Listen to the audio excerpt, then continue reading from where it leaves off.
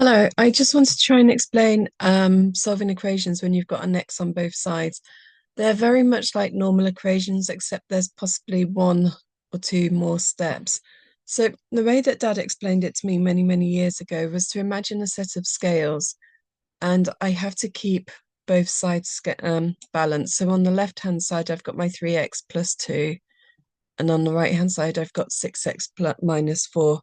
So whatever I do to the left-hand side, I need to do it to the right-hand side as well to make sure that they're always balanced. My goal is to end up with numbers in one side and x's in the other, but I only want one x. So because I'm starting with more x's on this side, I'm going to try and keep my x's over here and my numbers over here, okay? So my first issue is at the moment I've got x's in here which I don't want. So I'm going to take those three x's out, which will just leave me with two on this side. But by doing that, I've made the right-hand side heavier. So I'm going to take three x's away from here as well. So that's just going to leave me with three x's on this side and a minus 4. Okay, so far all I've done is take three x's from both sides so that I'm just left with numbers on the left-hand side. But my next problem is that I've got a minus 4 on the right-hand side, and I only want x's in there. So at the minute, this is like being minus 4 degrees below or £4 in debt or something. So if I add 4, it will bring that up to 0 because minus 4 add 4 equals 0. And I want the numbers in the right-hand side to equal 0. So I'm going to add 4 in order to get rid of this, okay? So that will leave me with three x's on this side. And again, I need to do the same to both sides to make sure that they remain equal. So that means I've now got 6 equals to 3 times x, or 6 equals 3 times something. So what I can do is simply 6, well, if 3x is equals 6, that means 1x will equal 2 because 3 times 2 gives us 6. Or divide this by 3 to make it 1. Divide this by 3 will mean x equals 2.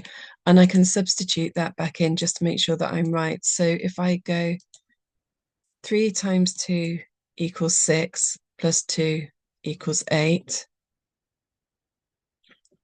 And 6 times 3, 6 times 2 equals 12. 12 take 4 equals 8. So that means both sides remain balanced, and we've hopefully got that one right. So let's have a look at the next one.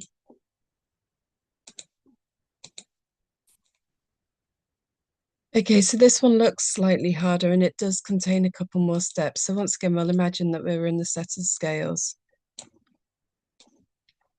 When you have something like this, it means everything below the line is, or everything above the line is being divided by what's below the line. So we've got 4x plus 3 divided by 5 equals 3x minus 6. So the easiest way to get rid of this divide by 5 is to times both sides by 5. And that will leave us with 4x plus 3 equals 5 lots of 3x minus 6. Okay. Okay. So for a moment, we're going to ignore the left-hand side and we're going to expand our brackets on the right-hand side. So to do this, what I'm going to do is 5 times 3x, which gives me 15x, and 5 times minus 6, which gives me minus 30. Okay, so 15x minus 30 is now equal to 4x plus 3. And once again, what I want to do is keep all my x's on one side and all my numbers on the other. So because we have more x's on the right-hand side, we've got 15 here as opposed to only 4 here, we'll keep our x's on this side and we'll put our numbers on this side, okay? So we can work with either the numbers or the x's first. It really doesn't matter. But what I'm going to suggest is we start by taking away these four x's. So that will leave us with just 3 on this side. And if I take 4 x's from this side as well, and it's x's I'm taking, it's not numbers. I often think of it like, I'd keep the minus 30. X's are custard and the numbers are gravy. And so, although they're nice individually, you wouldn't mix them. So, if it's X's I'm taking, I take X's. I haven't done anything with these numbers in this moment, okay? Just the side which has got the X's attached. Okay, so now I've got 3 equals 11x minus 30. And once again, this minus 30 means that I need to give that 30 back. I need to take it up to 0. So I'm going to add 30 at this point. And that will take this up to 0 and get rid of that. So that will leave me with just 11 x's on this side. But it will leave me with 33 when I add 30 to this side. Okay.